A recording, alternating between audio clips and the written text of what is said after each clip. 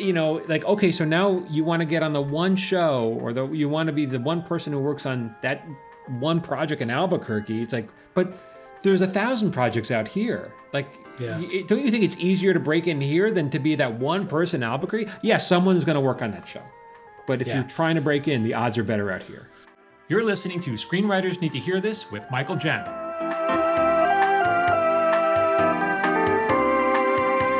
Hey everyone, welcome back. Today on the podcast, oh, it's exciting. We're talking about, do you have to live in LA to work in TV? So that's what we're going to talk about, Phil. You and I. Yeah. And I think I know the answer to this one. Because I get this a lot. And people text me on, or whatever, they leave comments on Instagram and TikTok. And by the way, if you're not following me there, follow me. I post every day at Michael Jamin Writer. But a question I hear a lot is, do I have to live in LA to work in TV? I'm like, well, so you're basically saying, do I have to live in Hollywood to work in Hollywood? I was like, how is that going to work? If like Hollywood's not going to come to you, are you that important? I mean, there are some people who are super important and they could live wherever and they could shoot the show. The show will come to them. Hollywood come to, but you're not there yet. If you're asking that question, you're not there yet. Right. So you want to make Hollywood come to you? Like, I don't know how you're going to do that.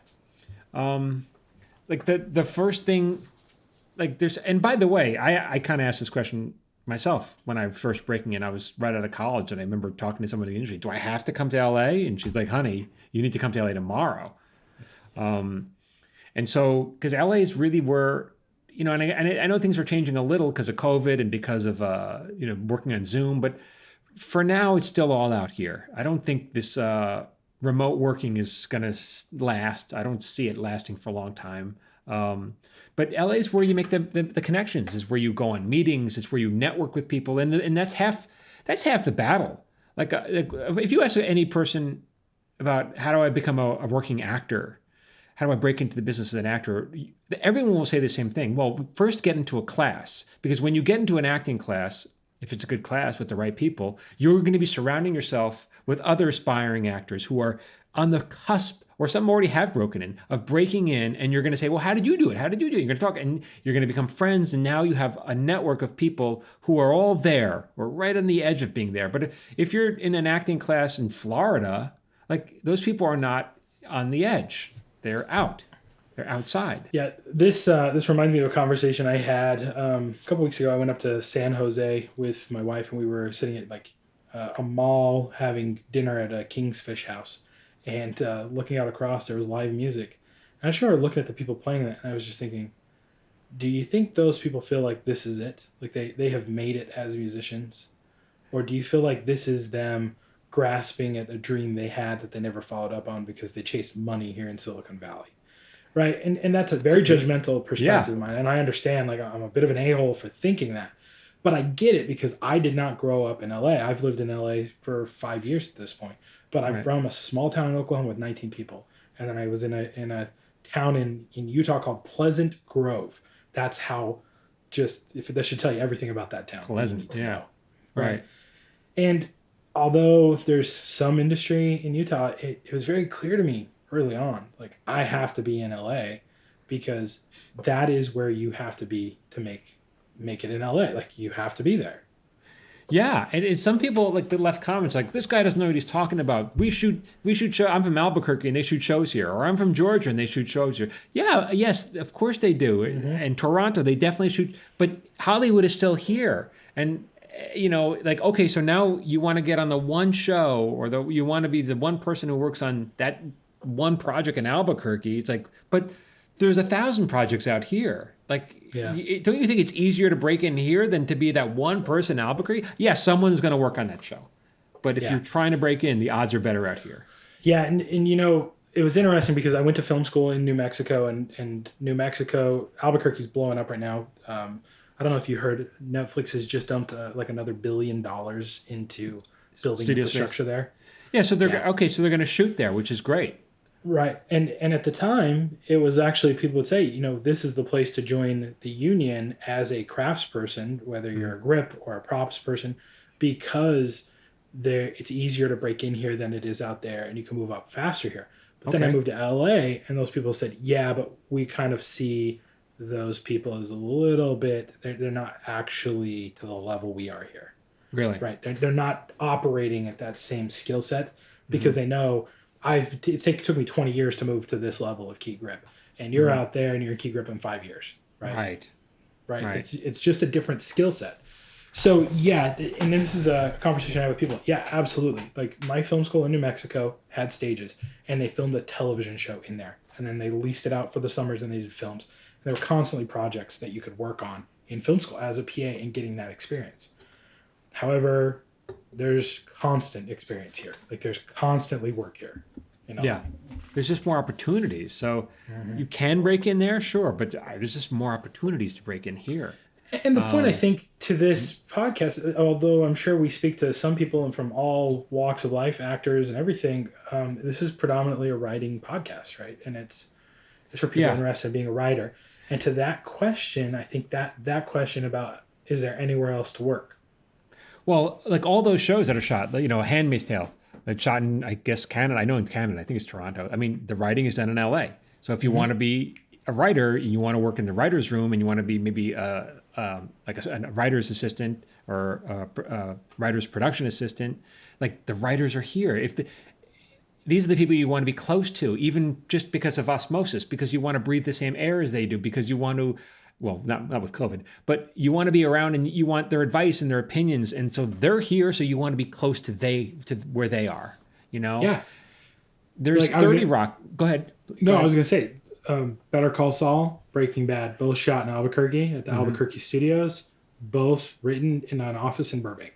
Yeah, right. The writing was here. There are exceptions. 30 Rock, that great Tina Fey show, it was shot in New York and written in New York because Tina didn't want to leave New York because that's where she wanted to stay. And okay, so she was the boss, so she gets to call the shots. And so yes, she doesn't have to come to LA to make it in Hollywood. And executive produced by Lorne Michaels, right? Who is also in the same building where they're shooting it and writing it. Yeah, they're all New Yorkers, and she came up in Saturday Night Live, she made her fame there. So yeah, she gets to decide. But do you and I? No, we don't get to decide. No, not at all. So not at all.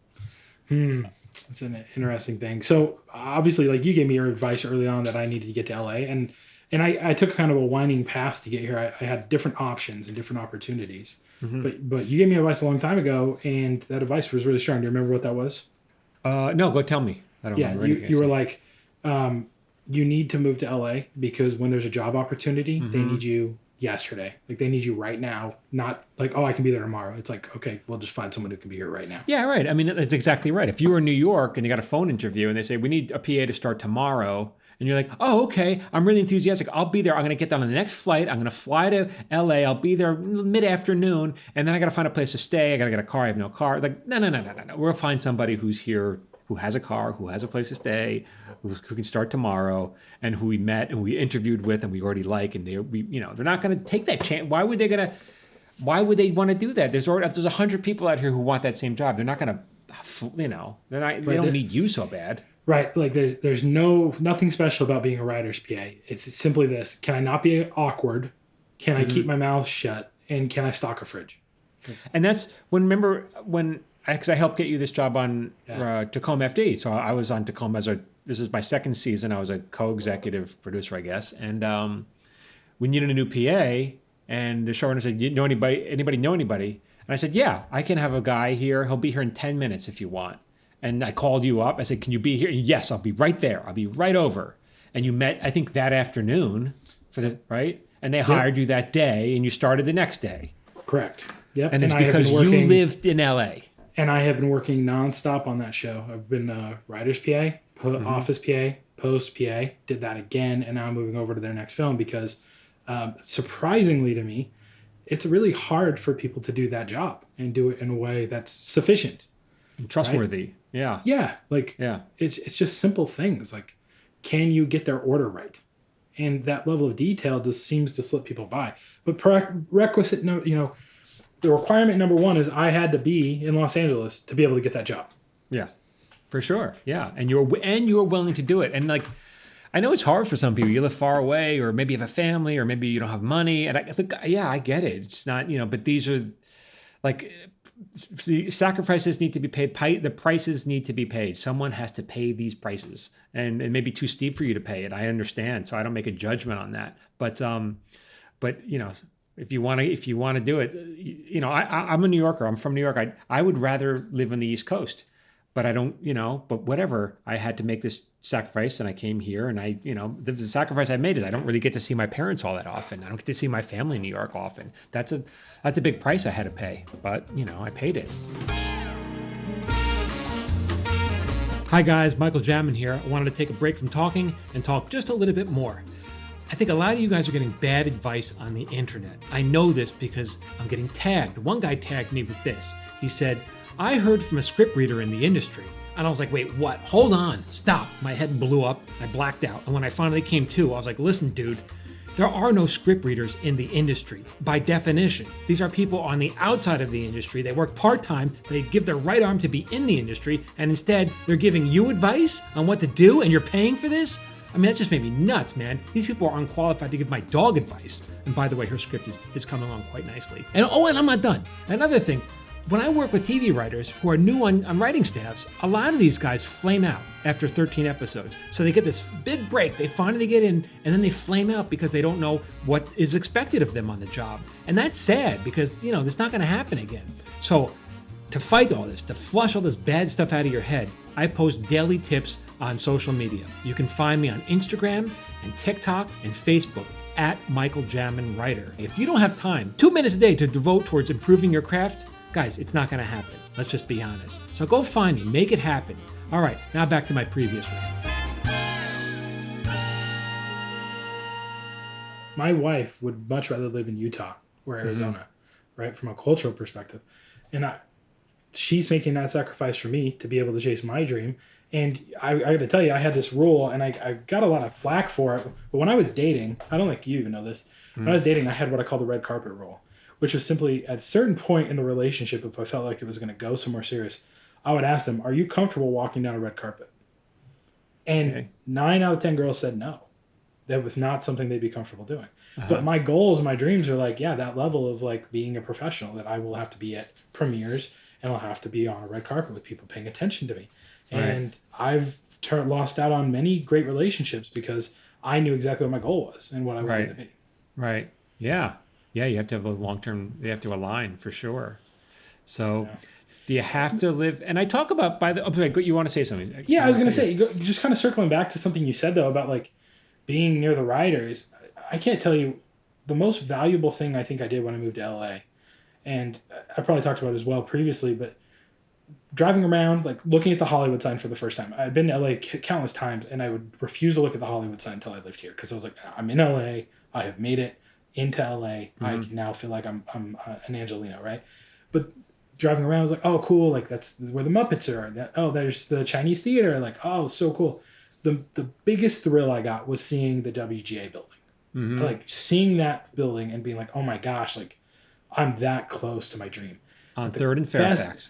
Yep. And just canters right up the street, right? Yep. Get yourself a pastrami sandwich and some pickles. Yeah. But to me, the best thing that I did was start attending the WGA Foundation events. I would literally just go Wednesdays and I would just sit there and listen to professional writers give feedback and answer questions about things. And would you have to pay for those? Yeah, it all supports the Writers Guild Foundation. Right. And I actually invested in something called a golden ticket. And I was in a position to do it. I spent $1,000. And what it actually got me was a guaranteed seat at every single event that they did, front row, and premiere opportunities for, their I can't remember what the event is when they bring in like all the Oscar nominated writers and they have them on stage. I was right there, right in the front with a reserved spot. I got to attend the Writers Guild Festival for free. Got to go to all the VIP parties. This is easily one of the best investments I've ever made. Wow, good. So, and the only reason I do it now is because of COVID and because I'm working, but I will continue to do that when I can because it's just that powerful. Yeah. And yeah, you can attend those things now over Zoom, by the way, for anybody who's interested, but definitely looking forward to those being in person because afterwards you get to go up and talk to Jonah Nolan or you get to talk to John August. I rode up in an elevator with him and I'd met him at Sundance previously. So there's just those opportunities, like you're saying, it's a microcosm of people trying to do what you do, and people get it. I mean, you started as a PA, you get it. Yep. You want to Yeah. help people out. Yeah, and right, and that magic rubs off on it. Will it just rubs off on you? So, and I want to add though, like there are people that do make it in LA without moving to LA. I obviously mentioned Tina Fey, but there are other people who start off like I mentioned this woman a couple episodes ago, Sarah Cooper. And if you haven't watched her, I found her on Twitter, whatever, a year ago at the beginning of the pandemic. She'd write these, she did this content where she would basically lip sync Donald Trump, but she wasn't just lip syncing, and she was also adding her own jokes to it. It was very well produced. She really put a lot of thought and effort into it, and because it blew up, it wasn't like I said, it was really special. She really added a lot of her own comic voice into this. It was really wonderful, and she was a struggling actor in New York before she started doing this, before she started making these little shorts that she posted on social media. And then she blew up on social media, and she became so big that this woman who couldn't get, arrested in New York a year earlier for parts, now Hollywood is coming to her saying, "Oh my God, you're amazing. Here's a Netflix show. We want to develop a sitcom for you on CB." Like she got all these opportunities. Hollywood came to her, but it was only because she had built something on her own and she had made a name for herself that Hollywood was willing to go to her. Mm-hmm. But if you're not that, and you can be that, but you have to put the work in. But if you're not that, don't expect Hollywood to come to you. Yeah. It's again, I think people forget it's an industry. It's the industry. An industry is a business, and people are looking at dollar signs. Yeah. Ultimately, can we invest in this person and get a better return out of the product that they get us? Yeah. And it's hard to do that unless you're in reality television. If you live in Minnesota, right? It's just it's hard. But you could still, you could write your own, stuff and shoot it on an iPhone and edit it on a $5 app. I mean, it's so inexpensive. But if it's not good, no, you're not going to impress anybody. But if it is good and you got a lot of eyeballs and views and all that, Hollywood will find you. But only if it's, but it has to be good. You can't just post stupid stuff. Like you can't just open up a TikTok account and, hey, here's me eating pizza. Whoops, it fell in my lap. Right. And, Right. There's a girl, and I'll have to pull up her stuff and I'll link it in the show notes for this, but she does some of the most amazing things where she'll just take an everyday situation and it just shows the ridiculousness of that situation, just the absurdity. It's like a woman sitting in a therapy session and her boyfriend walks in and the boyfriend's just eating chips and watching. And she's like, who's that? She's like, oh, that's Ted. And it's like, oh, you signed it. It's in the fine print in our contract. And it's just how ridiculous fine print can be that someone could come into your private sessions. You don't know who they are. It's just funny stuff. And all of her stuff is funny. And where does she post? It's on TikTok. And I would be surprised if we don't see her with her own show soon because it's that funny. Interesting. I got to go look for her. Yeah, for sure. Yeah, I'll find it and send it to you. No. So one of the other things I was going to say here when we talk about this microcosm and producing things, as a PA on Tacoma, I get to work with people in every department. And after the second year, people tended to season 3, which we just finished shooting, people tended to know me better and was having deeper conversations. And you start learning that people in most of these positions came out here with the dream of being a writer. That was their goal. Or they wanted to be an actor or they wanted to be a director. Right. These are the things they wanted to do. And so a bunch of us just started a writers group where we would meet every Tuesday. We took your course. We started going through it. We implemented it and we set schedules, and we've come out of that, each of us, with a pilot that we wouldn't have had we not done that. But furthermore, I am having to get over some of my fear of rejection that I've always had my whole life because I'm putting it out there and asking 8 people to give me feedback on my story and tell me what's wrong.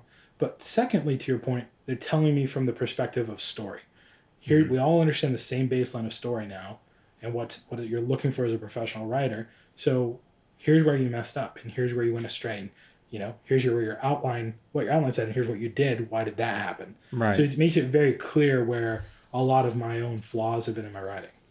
And it helps that you all speak the same language, that you all kind of okay. Yeah. I really pushed for that because I wanted to make sure that we were not approaching it from some $5 book you got on, the Kindle store, but something that was really, truly understood from the perspective of a working professional. Yeah. I mean, that's funny. I mean, You'll see, hopefully, when you're in the writer's room, if there is a writer's room next year, if we all are not doing this on Zoom, who knows? But I think you'll start seeing, oh my God, yeah, I know all this stuff from the course. I already know all I know this is familiar to me. This is not like brand new, Yeah. Yeah. Yeah, I get that. I can already see some of that. Yeah. Just thinking back on it. That's funny. That's great. Yeah. Are you going to collaborate with them, or is this all you're just holding each other accountable? Holding each other accountable. I'm not looking for a writing partner right now. I think, they're great. And we've talked about them on this podcast as well. Personally, I have trust issues from many college group projects that people do not follow through, and I end up pulling most of the weight. Yeah. And, there's some great guys, but they're definitely people that I would love to continue to work with in the future. And, people that if I ever have an opportunity to staff a show, they're people I'm considering because their stuff's already so much better than mine. Interesting. And that's so interesting because, when I was breaking in, I was in the Warner Brothers, my partner and I got accepted to the Warner Brothers writers program. This is years ago. And there were maybe 30 of people got accepted. And many of them, not all, but many of them went on to have long, successful careers. And so we were friends with those people when we were nobodies. We were all nobodies at the time. And because we became friends, we all helped each other along the way. We either hired each other or referred each other for jobs or, just put a good word in. And that helps by being around other people who take it seriously, who are also this close to breaking in. You're not going to get that if you're in some small town in New Jersey or whatever, because those people aren't as committed as the people who have already made the journey out here. They've already put skin in the game, Yeah, absolutely. They're dealing with the same problems. They understand LA traffic and they understand working schedules. Like a lot of the deadlines we set where we found out were unrealistic because, people are working and it's like, oh yeah, we had night shoots this week. And so I'm not going to be available for 2 weeks because I've got to sleep for a week after. Yes. Right. Yeah. Yeah. Splits. Yeah. Ugh. That's the worst. Yeah. But so there's your answer. You can break in from afar, but, it'll be a little easier if you're here. How about that? I'll also say again, like if you're looking to be an actor or you're looking to do, just below the line, and you got a bunch of flack on TikTok recently for saying the word below the line. Below the line. How dare you? Not pejorative, just the term, but below the line craft, then there are opportunities in other states. I mean, I can't tell you, I have an acting agent and I get auditions all the time and I self-tape for them as a local hire New Mexico actor, which means I fly out there and I put myself up and I act and I get paid and they're guest and co-star spots. They're not just background stuff. Right. So there are opportunities for people locally to do that kind of stuff. My friend Cassidy from film school, she's a stunt person and she does most of the Marvel films. Wow. Like super level. And she lives in Georgia. And she took that opportunity and she's hanging out with incredible A-list actors that everybody knows. And they're sending her thank you for making their butts look better on TV or in film. How funny. So there's opportunities out there, but as a writer, man, this is the place to be. And you'll be glad you did it. Yeah. This is where the writing is. Yeah. Cool. Yeah. All right. Any other questions? Did we cover anything? Did we cover enough? Yeah, I think this is a good point. Something we haven't asked anybody to do recently is just send us feedback. So, if how can they do that? Where do they want to send it? There's a couple things. Number one, you can send any questions to support@michaeljamin.com. That email's set up, and we'll field those. You're not reading scripts. Don't ask Michael to read your scripts. He won't do it. No. But these are questions or questions you have. Another great place that I think is probably an even better place would be every month, Michael posts a tile on his social media asking for questions. So it's our frequently asked questions section. We got another one coming up soon. Go there, post your questions. We sort through those and we answer them on an entire episode. And those questions tend to be really good. If we've already answered it, we're probably not going to answer it. We might let you know in the notes there, but we get a lot of really good topics out of that and you get direct feedback from Michael. Other than that, social media. I mean, you're constantly talking to people and answering their questions there too. So that's I'm at Michael Jamin Writer pretty much everywhere. Instagram, Facebook, and TikTok, and MJamin YouTube. Writer right on Twitter. Twitter. I'm M Jamin Writer, but that's mostly me just leaving snarky comments. I don't really teach anybody anything valuable on Twitter. But the snark's high level, though. It's That's high level snark cutting you down. Oh, awesome. Yeah. But yeah, come follow me. I'll be happy to have you there. Anywhere. Great. Thank you. Bye-bye.